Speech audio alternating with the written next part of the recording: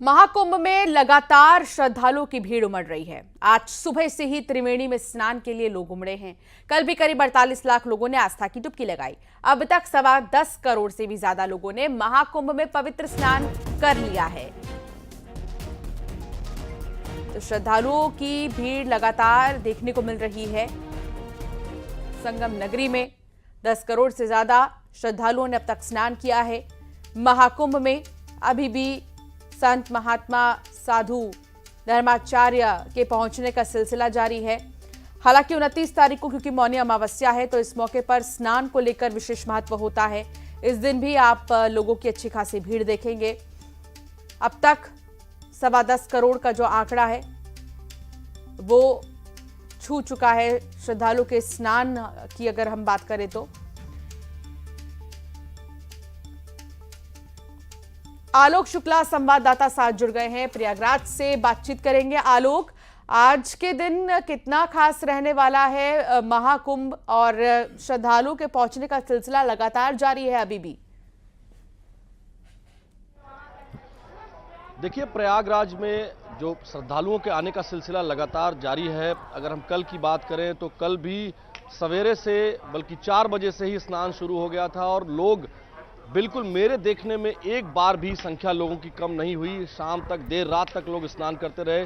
कमोबेश यही हाल आज का भी है। आज भी आप देख रहे होंगे जहां हम खड़े हैं ये वापसी मार्ग है और यहां से स्नान करने के बाद तमाम जो श्रद्धालु हैं, जो भक्त हैं, वो जो है लगातार स्नान करके जा रहे हैं और आने वालों का भी लगातार तांता लगा हुआ है।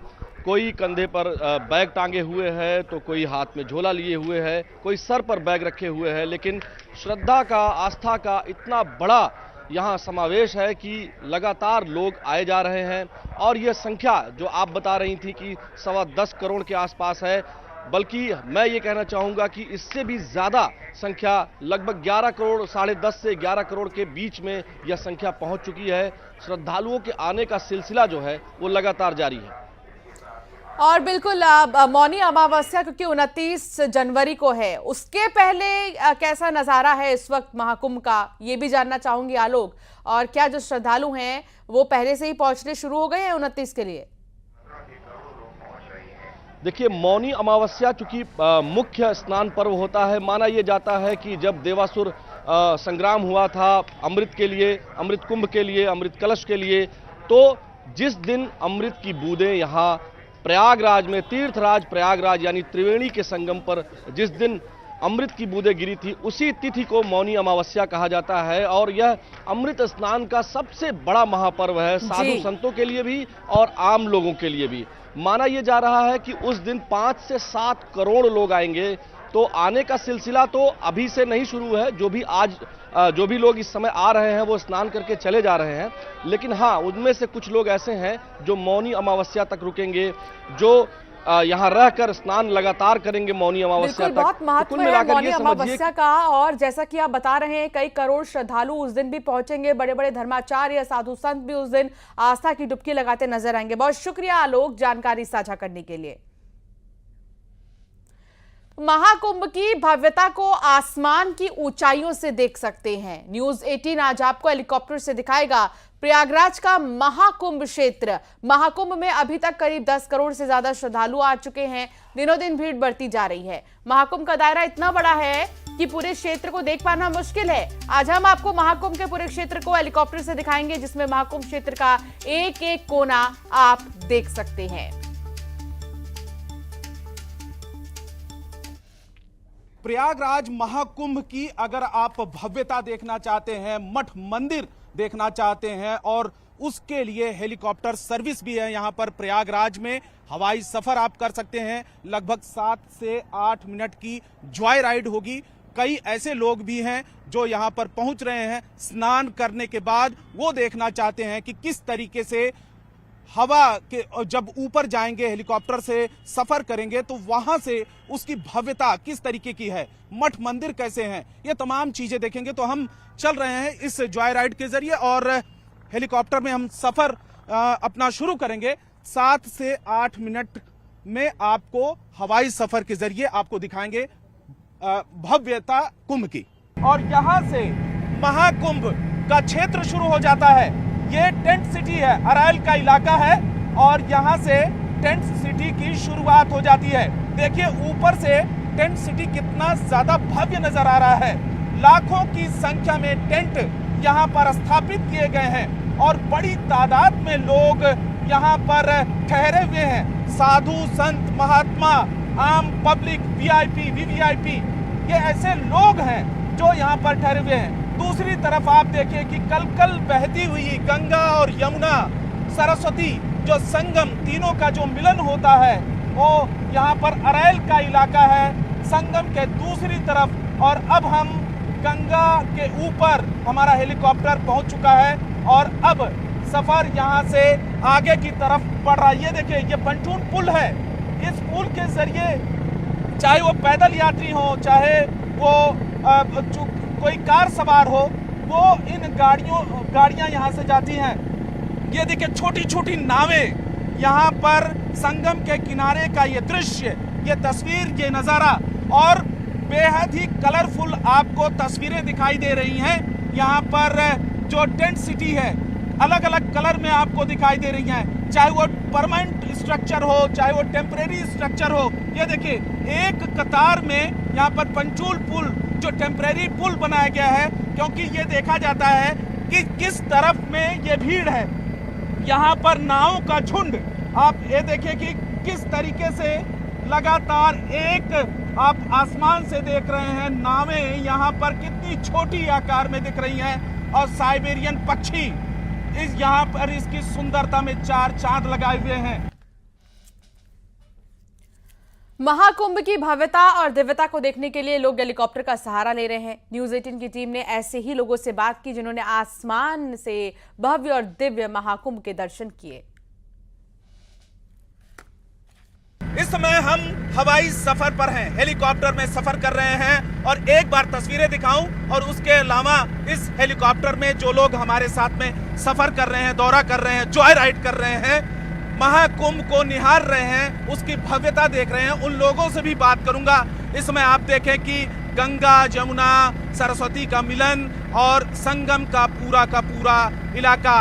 और मैं अब कुछ लोगों से भी बात कर लेता हूँ। क्या नाम हुआ आपका? मेरा नाम साई है। साहिल, कहाँ से हैं आप? मैं हैदराबाद से आया। हैदराबाद से। आपने स्नान कर लिया? हाँ जी, कर लिया। तो कितना अच्छा लग रहा है ऊपर से? वो बहुत अच्छा लग रहा जी ऊपर से देखने के लिए। हाँ। और मैं तो बहुत लकी हूँ इधर आने के लिए। हाँ। और ये महाकुंभ आने थे लेकिन 144 ईयर्स को एक बार। हाँ। तो हम विजिट कर सकते हैं हमारे जन्म में एक ही साल। हाँ। तो I am feeling so lucky about this. Thank you so much for this. Thank you so much. अच्छा, हाँ जी। तो कितना इंतजार करना पड़ा है हेलीकॉप्टर से हवाई सफर करने के लिए? मैं ऑलमोस्ट 4 घंटे को इंतजार करके इसके बाद मिला हूँ तो मैं बहुत खुश हूँ ये हेलीकॉप्टर राइड के लिए। तो वो बहुत बहुत धन्यवाद। में दूसरे भी मुसाफिर हैं जो महाकुंभ की भव्यता देख रहे हैं। क्या नाम हुआ आपका? जी सर, विजय बहादुर। विजय बहादुर, कहाँ से आप? जी सर, जौनपुर से, मछली शहर। ऊपर से कैसा दिख रहा है? अरे सर बहुत ही अच्छा दिख रहा है। हाँ। बहुत। कितनी खुशी की बात है ये? अरे सर बहुत खुशी की बात, पहली बार मैं बैठा हूँ। हाँ, परिवार के साथ में।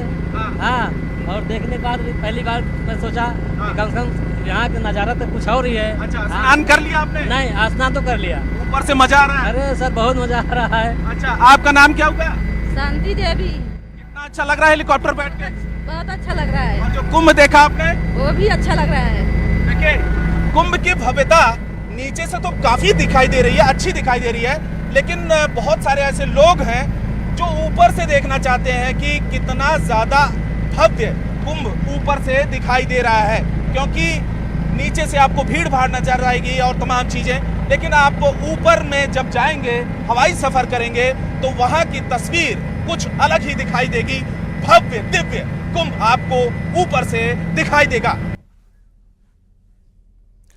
तो महाकुंभ में कई परंपराएं और पूजा पाठ के साथ ही हठ योग की तस्वीरें आपने देखी हैं, लेकिन क्या आप जानते हैं कि दंडी स्वामियों की अनोखी परंपरा है? क्या दंड को कभी जमीन पर रखते हैं और क्या है दंड की प्राण प्रतिष्ठा की कहानी? आइए आपको दिखाते हैं।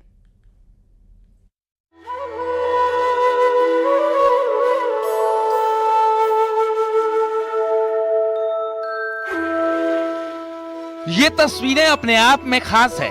संतों के हाथ में दंड और ध्वजा देखिए। ये सन्यासी नहीं, स्वामी कहलाते हैं, दंडी स्वामी। इनकी तपस्या और पूजा पाठ की कहानी एकदम अलग है। दंडी सन्यासी जीवन भर अपने दंड को जमीन पर नहीं रखते हैं। मृत्यु के बाद भी इन स्वामियों का दंड जमीन पर नहीं रखा जाता है। दरअसल स्वामियों के दंड को प्राण प्रतिष्ठित किया जाता है। किसी मंदिर की मूर्ति की तरह ही उसमें प्राण प्रतिष्ठा की जाती है और फिर उसी तरह पूरे जीवन कठिन पालन किया जाता है। दंडी स्वामी इसी दंड को अपना प्राण मानते हैं। ये है कि ये दंड प्राण प्रतिष्ठित होता है। जैसे मंदिर है आपका, ये अचल है और ये चल के जो है दर्शन देते हैं। जो मंदिर का प्राण प्रतिष्ठा है वही दंड का प्रक्रिया है। हाँ, उसका फल वही है जो एक मंदिर का दर्शन करने से, एक सन्यासी का दर्शन करने से जो कुछ है फल वही है। और इस दंड को नीचे नहीं रखा जाता, ये हमेशा आप अपने सीने से लगाकर रखते हैं। इसका स्नान कराते हैं, पूजन करते हैं, आरती करते हैं, उसके बाद इसको ग्रहण करते हैं। डेली का नियम है, 2 घंटे का पूजा दंड का है। महाकुंभ में दंडी स्वामियों को भोजन का प्रसाद खिलाया जा रहा है। तमाम श्रद्धालु इन्हें भोजन कराने के बाद खुद को सौभाग्यशाली मानते हैं। दंडी स्वामियों को भोजन के पश्चात दक्षिणा भी दी जाती है। ये परंपरा वर्षों से यूं ही चली आ रही है और कहा जाता है कि शंकराचार्य जी की परिकल्पना के मुताबिक ही दंडी सन्यासियों का जीवन व्यतीत होता है। कहा जाता है कि दंडी स्वामी खुद नारायण के अवतार होते हैं, इसलिए कभी भिक्षा न मांगकर केवल बुलावे पर भोजन पर जाते हैं। श्रद्धा ये भी है कि दंडी स्वामी के दर्शन मात्र से ही नारायण के दर्शन हो जाते हैं। कहा जाता है कि कुंभ में दंडी स्वामी की सेवा नहीं की तो कुंभ भी अधूरा माना जाता है। आप ये सुनकर हैरान हो जाएंगे कि ये दंड मृत्यु के पश्चात 3 टुकड़ों में तोड़ दिया जाता है और जब समाधि दी जाती है उसी समय संत के साथ सीने से लगाकर रखा जाता है। इसमें जो है वो आज गुरु शंकराचार्य जो हैं उन्हीं की परंपरा से हम लोग चल रहे हैं, ठीक। और उन्होंने 4 मठ बनाए थे, जिसमें 4 शिष्य किए थे। तो चारों जगह पे जो है एक जगह पे जो है स्थापित कर दिया गया है, ठीक। उसी के परंपरा से जो है हम लोग चलते हैं। अच्छा, कितने घंटे का पूजन अर्चन होता है दंड का? इसका जो है कम से कम तो 6 घंटे का होता है, लेकिन कम से कम 2 घंटे जरूर लग जाता है। सीने में जाएगा, हाँ, बांध दिया जाएगा। हाँ, ऐसे तोड़ करके जब हमारी मृत्यु होगी तो इसके 3 भाग किए जाएंगे। कितने वर्षों से ये दंड आप लेकर के चल रहे हैं सभी साधु संत? अभी तो मेरा 16 से है। 16 से है, अच्छा। बल्कि ये हमारा कोई निर्धारित जीवन है, आखिरी सांस तक ये दंड जमीन पर नहीं रखी जाएगी।